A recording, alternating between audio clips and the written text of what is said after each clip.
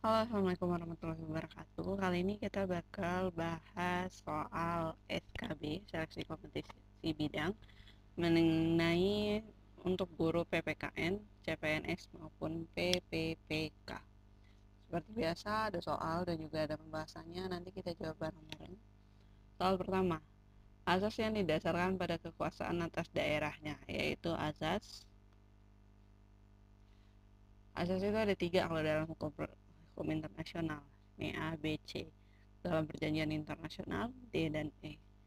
Tapi ini nggak dijelasin dia yang dimaksud yang mana, darahnya atau daerahnya. Kayaknya ini tipu. Sekarang gini, kalau teritorial itu asas berdasarkan tempat. Hukum yang berlaku adalah hukum di tempat tersebut. Misalnya kayak ganja di Indonesia ilegal, tapi kalau misalnya di negara lain ada beberapa negara yang melegalkan ganja. Misalnya orang dari negara A yang di negaranya melegalkan ganja ke Indonesia, dia nggak tahu kalau di Indonesia adalah ilegal kayak gitu. Ketangkap polisi, alasannya adalah karena dia membawa ganja. Dia tetap salah. Kenapa? Karena hukum berdasarkan tempatnya. Berdasarkan Indonesia, ganja ilegal, dia tetap dapat hukuman. Itu teritorial berdasarkan tempat. Yang kedua, asas kebangsaan. Kebangsaan itu kalau kita sih ditandain kebangsaan apa itu di KTP ada kebangsaannya adalah Indonesia. Jadi asas yang ada di dalam diri kamu yang mengikat di diri kamu adalah asas tentang negara Indonesia karena bangsanya. Jadi kebalikan teritorial ya, kamu mau dimanapun hukum yang mengikat dalam diri kamu adalah hukum Indonesia, itu adalah kebangsaan. Saya nyontohin Indonesia karena kita tinggal di Indonesia, tapi ingat ini adalah materinya adalah hubungan internasional. Jadi kepentingan, dia sebenarnya kepentingan umum. Kepentingan adalah mengutamakan kepentingan umum di atas kepentingan pribadi maupun kepentingan golongan. Kortesi itu adalah dalam perjanjian internasional yaitu kesetaraan hak, artinya itu. Resiprositas artinya adalah ini diambil dari hukum terdahulu. Coba kita lihat di sini pembahasannya. Di yang pertama ada asas teritorial. Adalah asas yang mendasarkan pada kekuasaan negara atas daerahnya. Kata kuncinya adalah daerah. Tadi udah dijelasin. B. Asas kebangsaan. Asas yang didasarkan pada kekuasaan negara atas warga negaranya. Menurut asas ini, setiap warga negara dimanapun ia berada tetap mendapatkan perlakuan hukum dari negaranya. Perlakuan hukum ya, contoh misalnya kita nih, apa ya, pemilu, pemilihan umum presiden. Misalnya kamu punya teman yang tinggal di Australia. Kenapa? Karena dia kuliah. Kalau kuliah kan udah 17 tahun ke atas pastinya kan. Kalau kita pemilu di sana kita berhak menyumbang, wajib malah menyumbangkan suara dengan cara menyoblos. Teman kamu yang berwarga negara Indonesia di Australia juga wajib seperti itu positifnya. Kalau negatifnya, kalau misalnya lagi ada bermasalah kayak gitu, yang wajib melindungi kamu kayak TKI yang wajib melindungi kamu adalah negara asal kamu kayak gitu, melalui pemerintahan ya, melalui konsulat jenderalnya atau duta besarnya yang ada di negara tersebut. Itu asas kebangsaan. Kortesi, tadi saya bilang kortesi kata kuncinya adalah kesetaraan. Pengertiannya, kortesi adalah tepat bahwa setiap negara harus saling menghormati satu sama lain karena sebagaimana diwajibkan dalam prinsip kesetaraan hak atau equality right. Semua negara adalah setara dalam perjanjian internasional nih. Ini merupakan asas perjanjian internasional. Yang D dan yang E dengan ABC adalah asas dalam hubungan internasional. Hubungan gak melulu tentang janji. D. Asas resiprositas adalah suatu asas hukum yang telah lama diakui keberadaannya dalam hukum internasional. Asas yang ada dari dulu. Berdasarkan daerahnya, bukan darahnya ya. Berarti jawabannya adalah yang A, yaitu asas teritorial. Selanjutnya nomor 2. Studi tentang keadaan relevan yang mengelilingi interaksi. Pengertian hubungan internasional tersebut disampaikan oleh siapa? A. Charles A. B. Wasieto S. C. Taignathison D. Renstra atau E adalah Grayson. Semuanya adalah ahli hukum. Oke. Nah, studi tentang keadaan relevan yang mengelilingi interaksi itu merupakan pengertian hubungan internasional. Disampaikan oleh A. Charles. Yaitu jawabannya yang A. Nanti ada soal seperti ini lagi kita bahas di selanjutnya.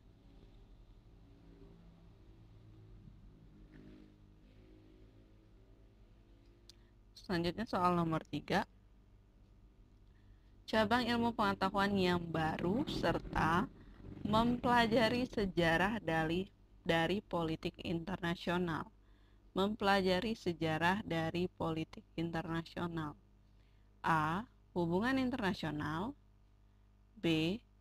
Politik internasional. C. Hukum internasional. D. Azas hukum internasional atau E. Faktor internasional. Di sini yang ditanya apa? Cabang ilmu pengetahuan baru yang mempelajari sejarah dari politik internasional. Berarti bukan politik ya. Dia yang ditanya sejarahnya.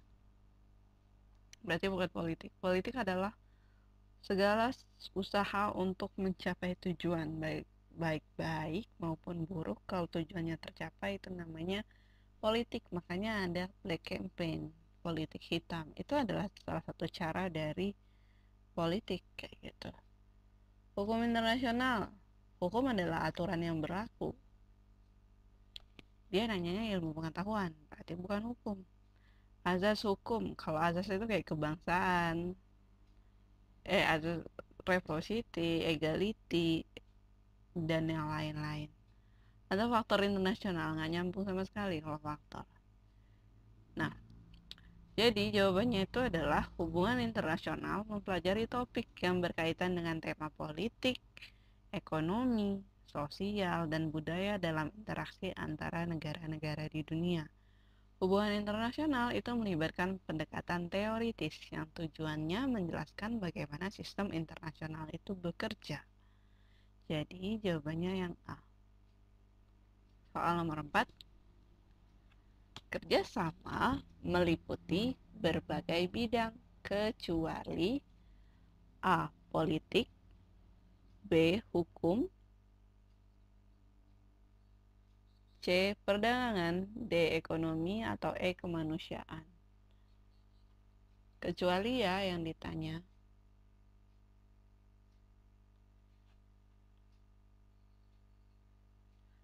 Hubungan internasional yang dipelajari termasuk kerjasama hubungan ekonomi, politik, dan budaya antara berbagai negara.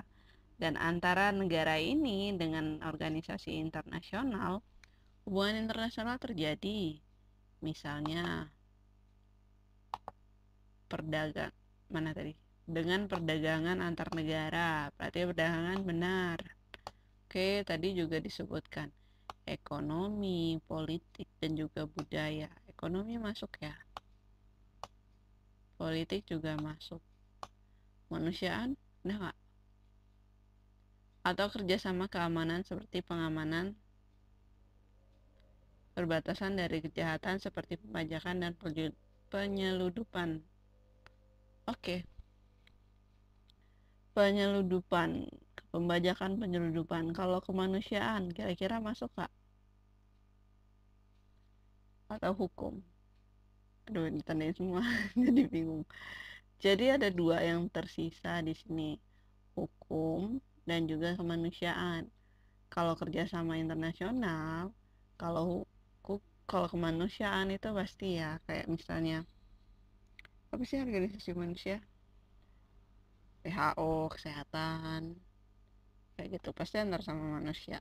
Jadi jawaban yang enggak itu hukum. Kalau hukum itu masalah internal suatu negara, jadi enggak masuk ke dalam kerjasama. Oke. Lagian Indonesia nganut politik luar negeri bebas aktif. Kita berhak untuk bergaul dengan siapa saja, tapi kita nggak boleh ikut campur di dalam permasalahan hukum di dalam suatu negara. Itu menurut Muhammad Hatta. Soal nomor 5, politik internasional, terus organisasi dan administrasi internasional merupakan komponen-komponen hubungan internasional menurut siapa? A. Charles A. B. Warsito S. C. Tigef. D. Grayson atau E. Renstra. Nih, ini yang saya maksud tadi. Kita bahas satu-satu. Oke. Menurut Charles McClellan mengemukakan bahwa hubungan internasional adalah studi mengenai seluruh bentuk pertukaran, hubungan, arus informasi, serta berbagai respon perilaku yang muncul di antara dan antar masyarakat yang terorganisasi secara terpisah, termasuk komponen-komponennya. Oke, ini adalah politik organisasi sama administrasi. Ada nggak? Nggak, karena Charles adalah pertukaran hubungan dan arus informasi dalam masyarakat. Bukan yang A. Bukan A.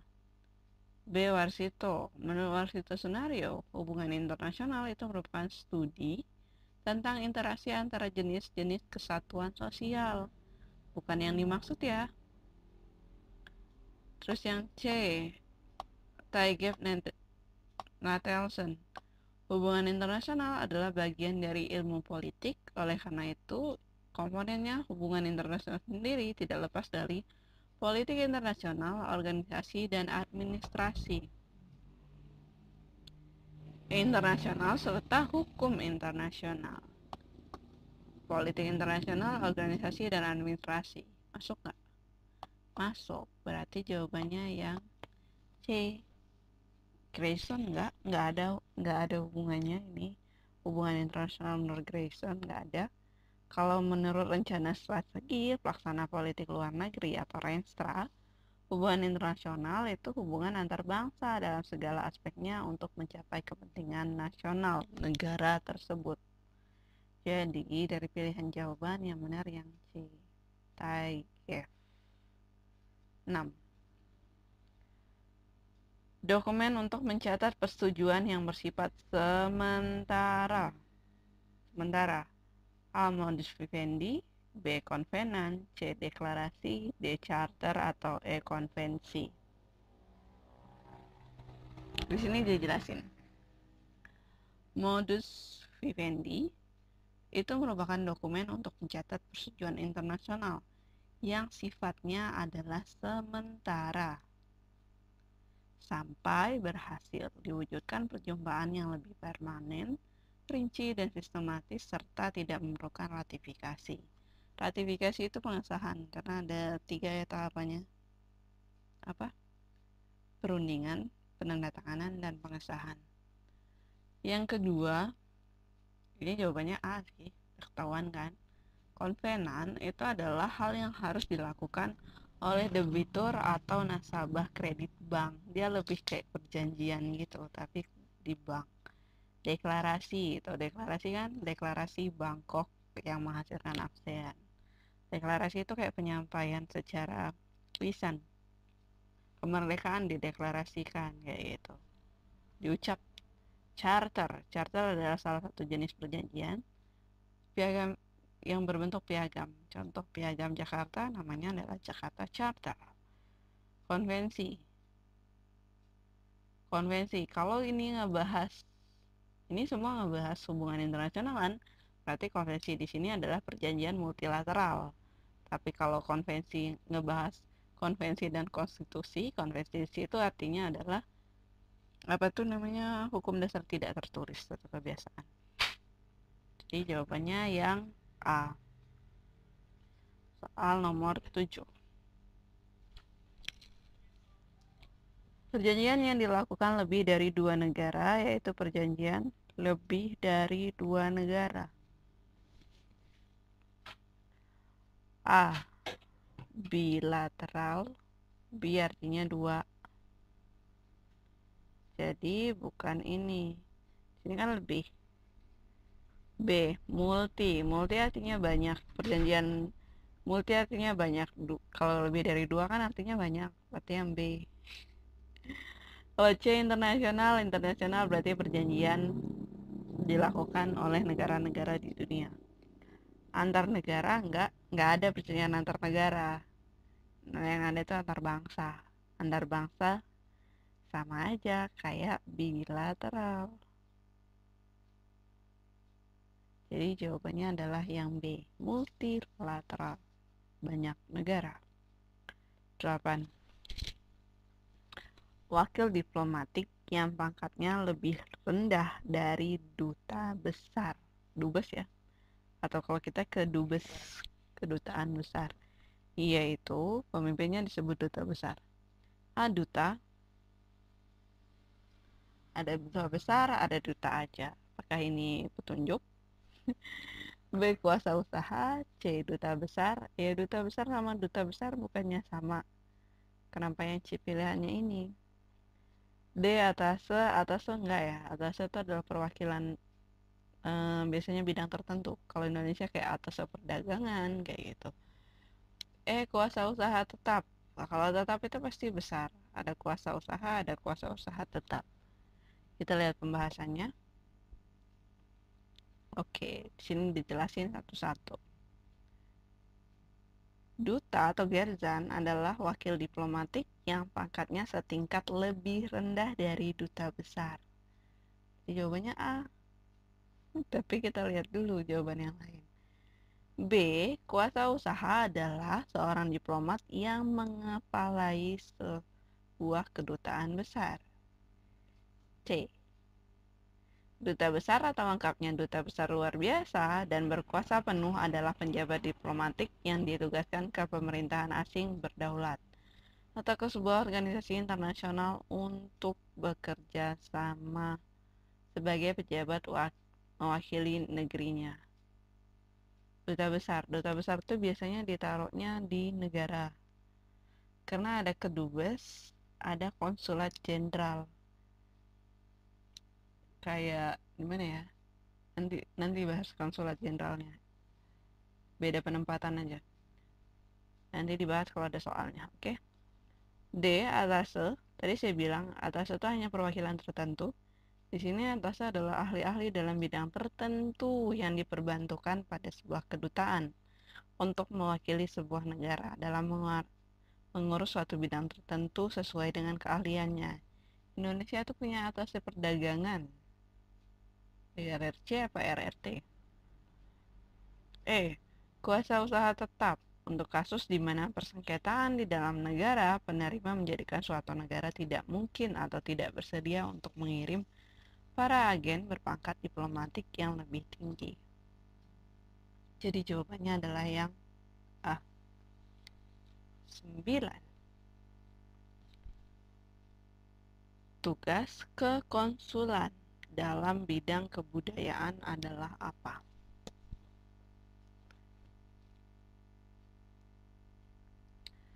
A. Memberikan dokumen perjalanan.